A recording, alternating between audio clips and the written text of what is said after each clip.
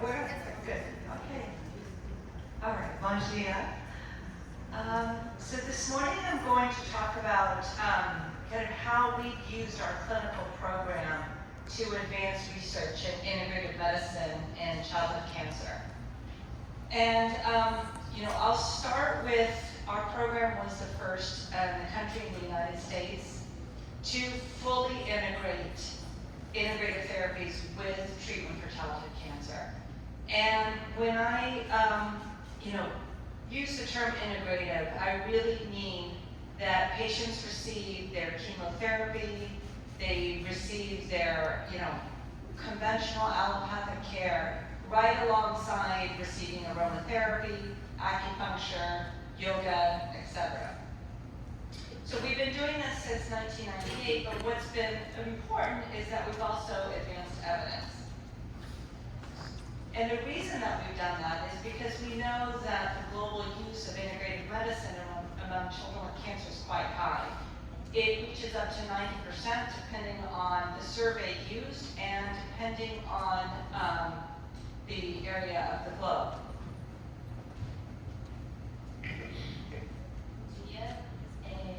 Obrigada por me receber hoje.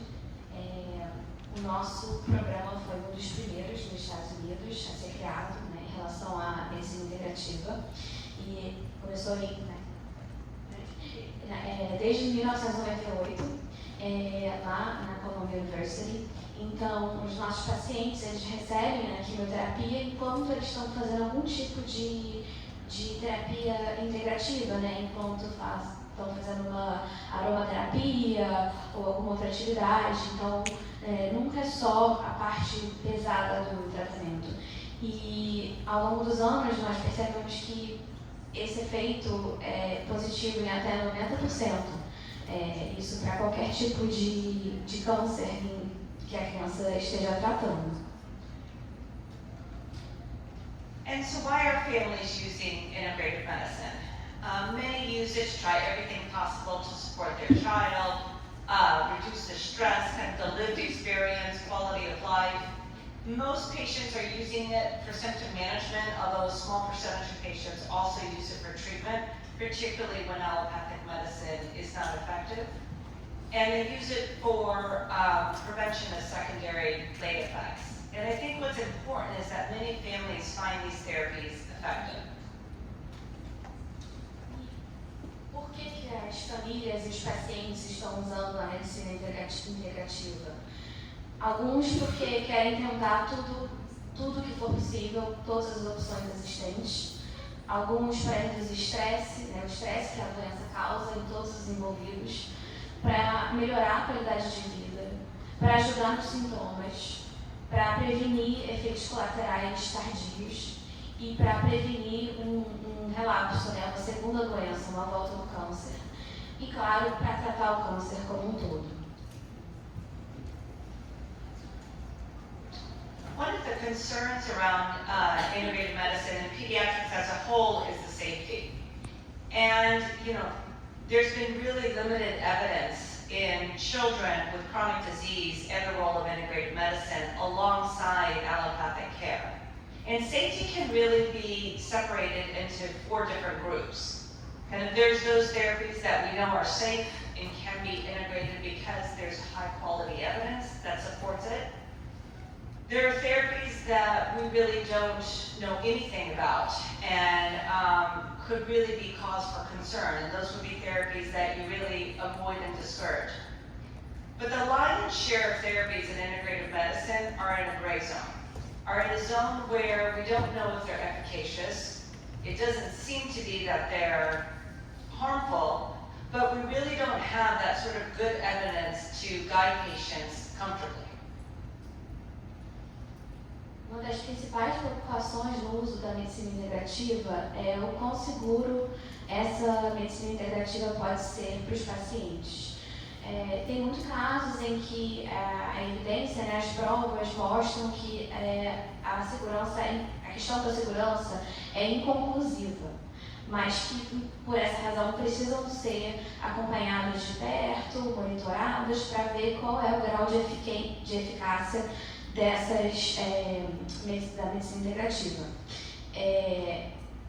Por conta disso, muitos estudos ainda são feitos, né, se vale aplicar, se não vale, mas a questão principal é que há sim uma evidência que é positiva a aplicação da medicina integrativa, mas que no final das contas o nível de segurança ainda é inconclusivo.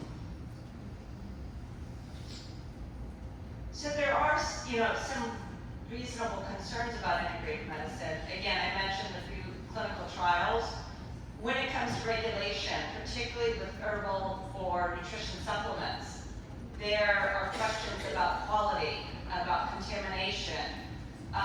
If you're doing more physical-based therapies, there's questions about standardization and credentialing for clinicians, let's say yoga therapists or acupuncturists. So there's a lot of these challenges that actually even further create concern about recommending integrative medicine in children with any chronic disease. And I think finally, there's the lack of bidirectional training. So it's not just about allopathic and conventional providers learning about integrative therapies, but also the opportunity for integrative clinicians to learn about allopathic care and how these can be merged together in a safe and effective manner. Apenas fazendo uma correção, anteriormente eu traduzi como segurança, mas é eficácia, tá? A eficácia que ainda está sendo estudada em relação à medicina integrativa, perdão. Então, quais são as preocupações sobre a medicina integrativa? São poucos os testes clínicos em crianças para ver essa questão da eficácia e também temos algumas questões regulatórias, né? As normas, os standards são vagos, são pequenos para fazer essa dosagem com crianças. Muitas terapias anticancerígenas não foram investigadas como deveriam ser assim, a fundo quando se trata de crianças. Também existem questões de contaminação quando se trata de crianças, né? As chances são mais altas. E também não há uma norma específica para colocar os produtos em si, né? Com normas e dizendo o que cada produto é. E também há pouco no sentido de treinamento dos profissionais da pediatria. Eles não têm tantas oportunidades educacionais quando se trata da medicina integrativa. So what I thought I would do today, and this morning with the time we have together, is illustrate to you how we have used our clinical model that we've established at Columbia University, and how we have formed research groups, multidisciplinary research groups to advance knowledge in integrative medicine and childhood cancer. So we followed a general model, and this is really reflective of how we would, follow for a drug that we wanted to investigate. Starting from kind of preclinical to clinical observations, leading to some basic lab research, to pilot studies, and then largely through multi-center studies, ideally through the cooperative group setting. And one of the, some essential attributes for integrative studies are the importance of applying gold standard methodology to whatever approach that we, whatever question that we are looking to answer. So we want to do those randomized controlled clinical trials. We want to make sure we have enough power, just as we would with any other form of intervention from a conventional standpoint. For biological agents, at least in the United States, we need to get investigational new drug status from the Federal Drug Administration. And it's important to have translational collaborators, so basic scientists, so we can understand how these agents work and really also not just advance our clinical understanding, but understand the underlying mechanisms associated with them. Aqui aqui temos um modelo, ela está mostrando um modelo que eles usam na Columbia University, é o modelo base deles. Começa com os testes clínicos e as observações, passando para os estudos piloto e depois para essa análise em grupo, né, multissetorial. Nos Estados Unidos, eles precisam ter sempre uma forma correta de fazer, uma metodologia, precisa reconhecer as terapias que já existem e para qualquer novo medicamento ou teste, eles precisam da aprovação de algum tipo de órgão lá no governo e claro que eles estão sempre buscando formas de melhorar, né, o que já existe, mas ao mesmo tempo procurando novas soluções. So how we develop many of our teams is often we start with a clinical observation. These lead to this observation being done by a clinical scientist or an integrated clinician, either one, looking and discovering an issue that we think needs to be addressed. Investigating collaborators at the lab, whether that's a microbiome, we've done stuff with neurology, different areas in lab-based techniques in order to, again, get at those underlying mechanisms. It's always important to collaborate with pharmacy. It's a necessary collaborator when you're doing investigations with any sort of nutrition or herbal supplement, identifying correct suppliers, identifying regulatory aspects. So again, this varies by country, but also when you're doing multinational investigations. So when you're looking at the US with Europe or Latin America or wherever, how those regulations work, particularly when you're looking at any sort of supplement. And then of course your pilot study and then leading to your clinical trial. So this whole, go ahead. Então, esse é todo o processo que envolve quando eles querem fazer um novo approach, né? Então, começa com um cientista, ou com um clínico da parte integrativa, depois passa para toda uma análise por outros cientistas, tem a parte da farmácia, né, dos fármacos, procuram os melhores fornecedores, tem a questão regulatória, que vai depender de cada país, tem a parte de estudo, que no final de tudo culmina no teste clínico.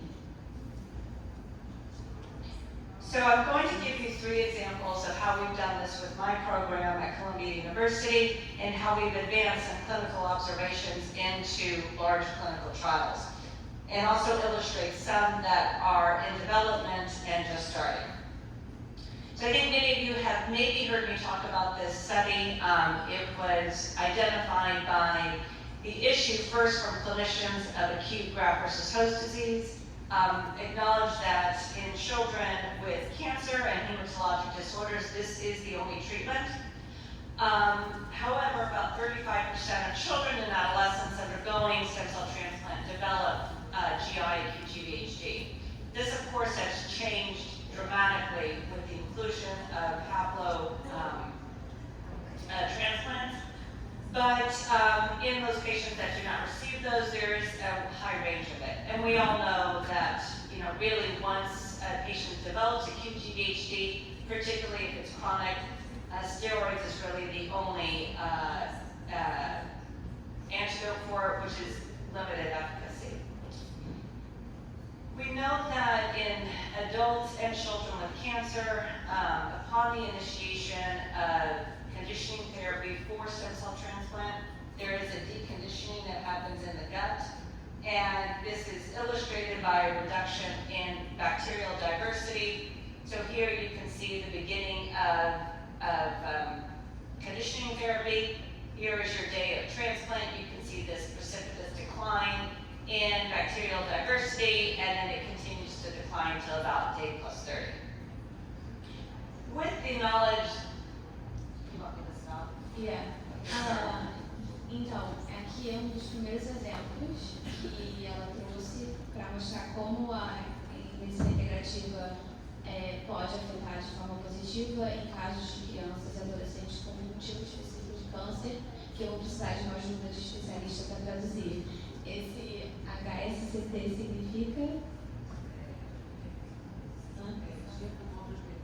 enxerto contra hospedeiro. Então, essa foi uma das formas que eles buscaram para fazer o tratamento.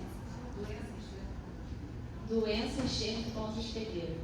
E em alguns casos, apenas tratamento com esteroides foi possível. E aqui é um gráfico que mostra após o transplante, se eu estou correta. E então no início mostra que estava cheio das células, né, das bactérias, e esse gráfico mostra como isso foi diminuindo, contando os dias após o transplante.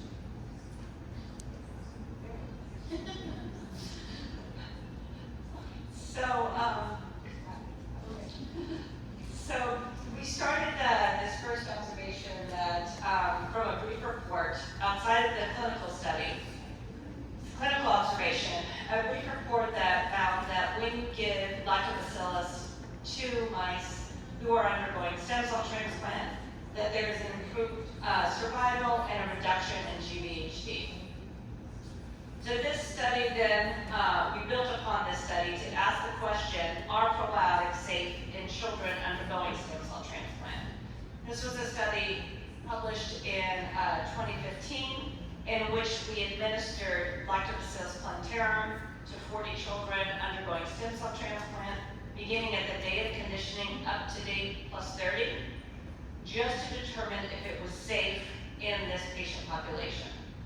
Então, dos outros testes que eles fizeram foi com lactobacilos.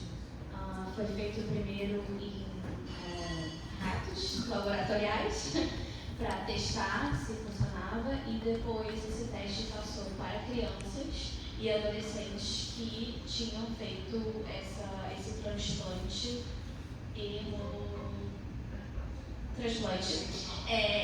um período de 30 dias, para ver se era seguro e se funcionava.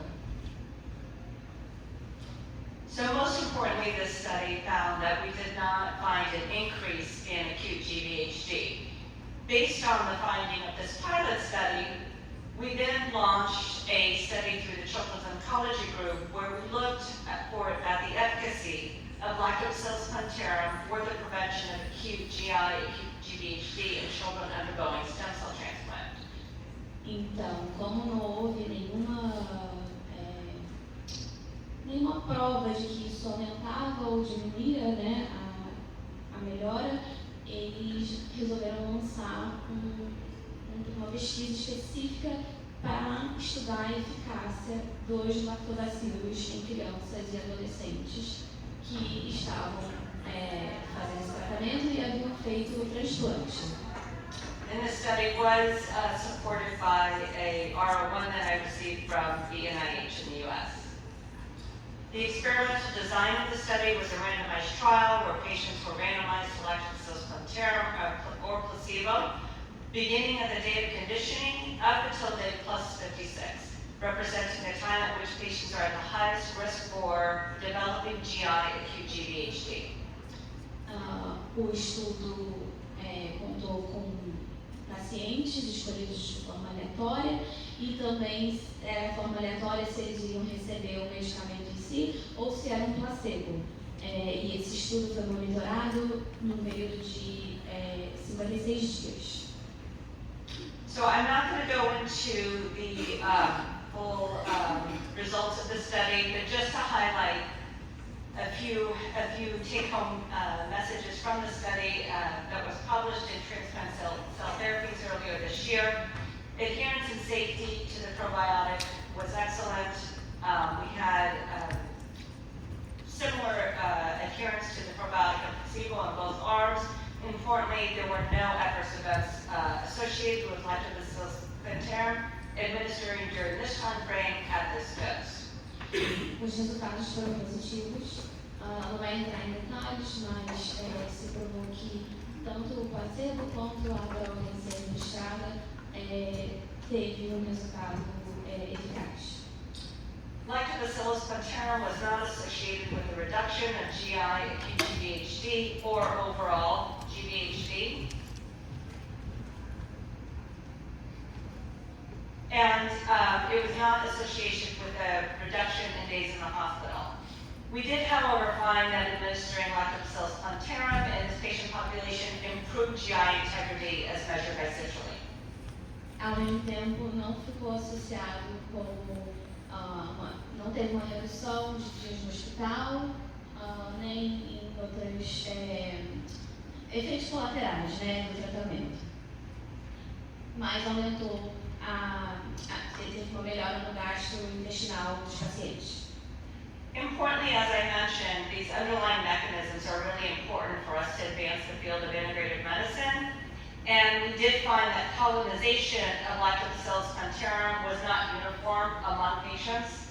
So we would have thought that everybody who received the bacteria was uniformly colonized, and we did not find that. And we also did not find uniform colonization by GVHD. Nem todos que receberam o lactobacillus tiveram uma resposta uniforme, né?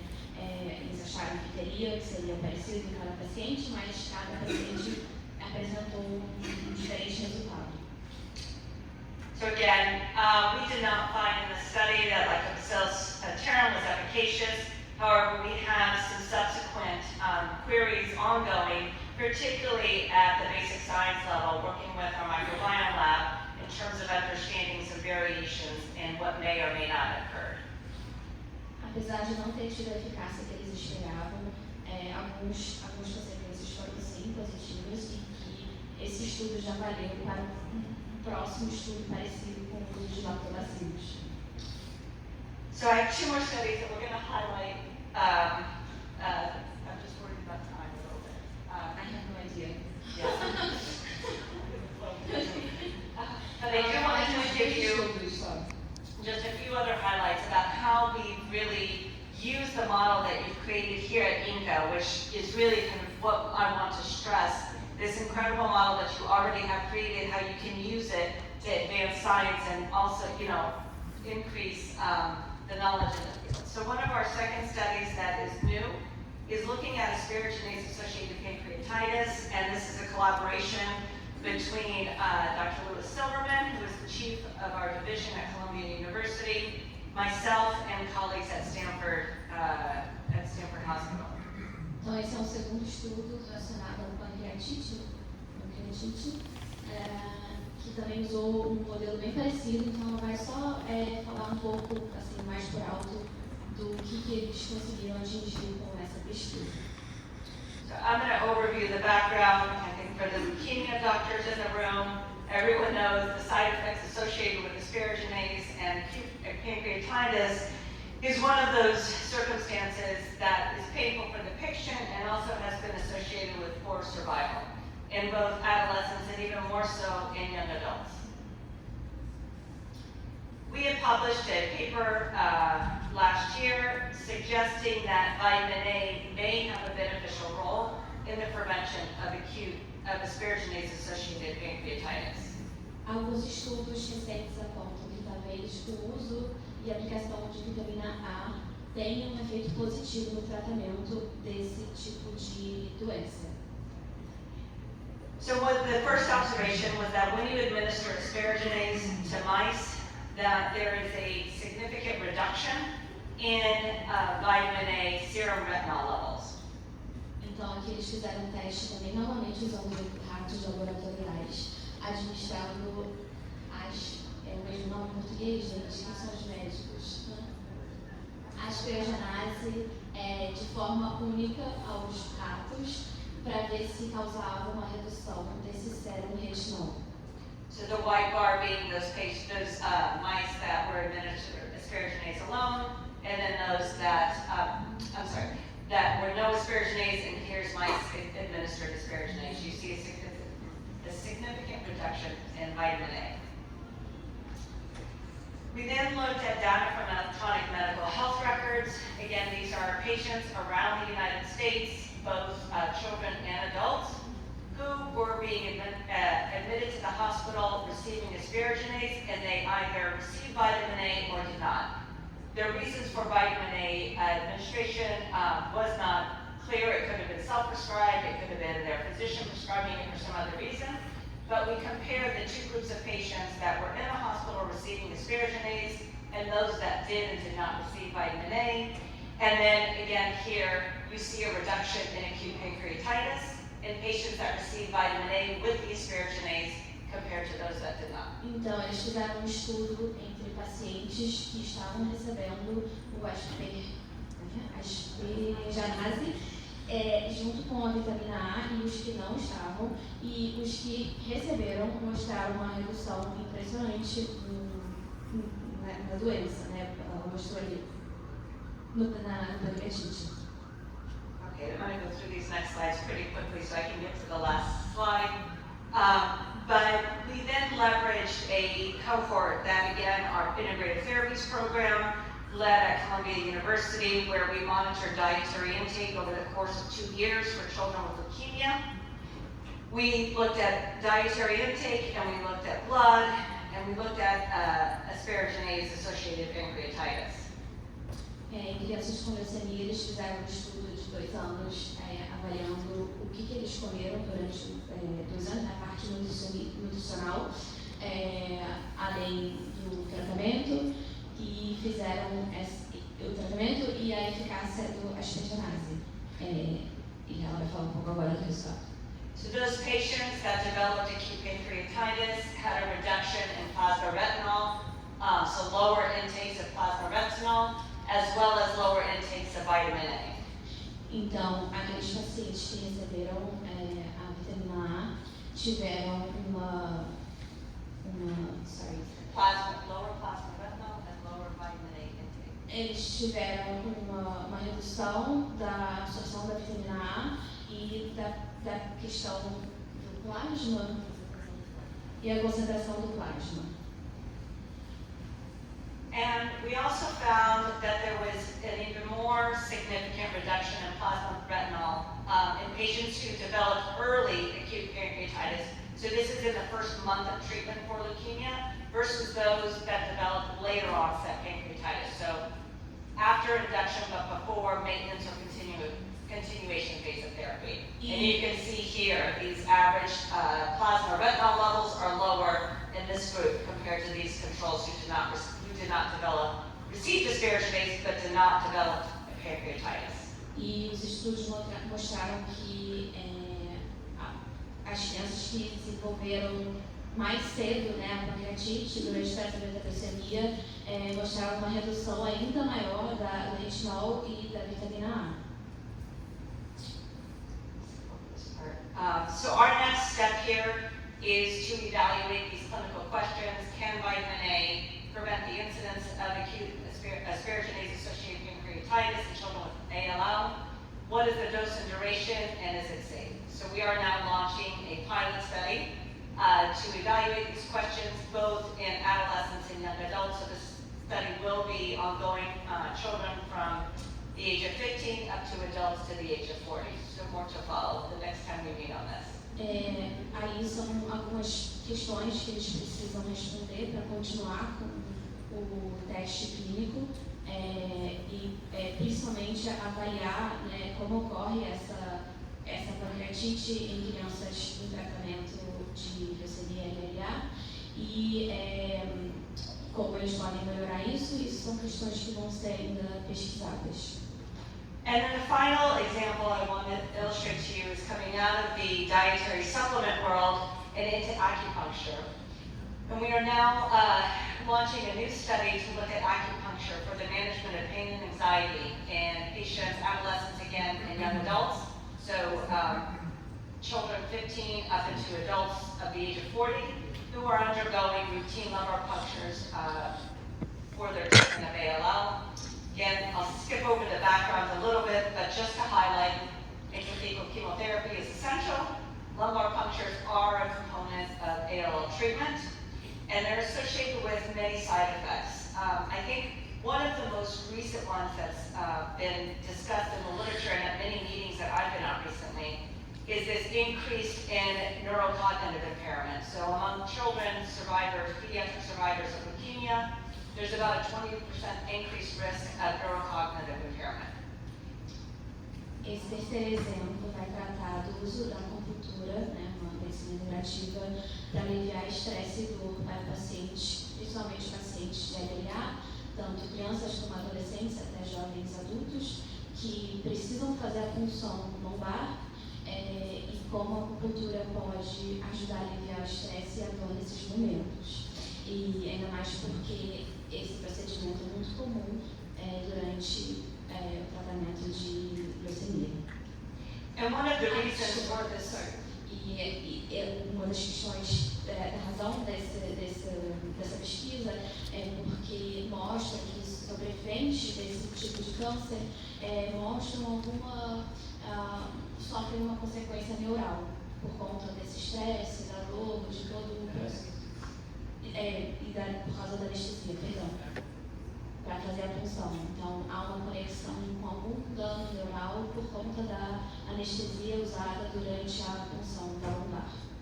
and one of the reasons for this neurocognitive impairment is thought to be due to a cumulative exposure of anesthesia. So anything that could minimize the exposure to anesthesia, but also allow treatment to be delivered would be of interest not only to the clinician, but of great interest to the patient in terms of long-term quality of life. Então, o objetivo por conta desse acúmulo, né, de exposição à anestesia, o objetivo é buscar alguma outra forma de fazer esse exame, que talvez não use, talvez a anestesia, mas que permita o tratamento que o paciente precisa, mas que impeça esse dano neural com o tempo. So in our clinic, we've been giving acupuncture alongside lumbar punctures in select patients. We know that acupuncture is safe in both adults and children undergoing treatment for cancer, but has yet to be studied in this setting. Então agora eles vêm estudando o uso da acupuntura por saberem que é seguro tanto no tratamento de crianças como adultos. Então é feito em alguns pacientes, né, que eles selecionaram a acupuntura durante a punção da lombar. So in collaboration with our colleagues in medical oncology, we are launching a pilot feasibility study to evaluate the feasibility and safety of acupuncture alongside lumbar punctures, and to look at the number, dose, and duration of rescue pain medications following the lumbar puncture. Então, o estudo agora, o objetivo é pesquisar o uso da acupuntura e junto da punção e ver como isso pode afetar a exposição desnecessária à tanta anestesia e também ajudar no alívio, né, durante esse exame que é bem complicado.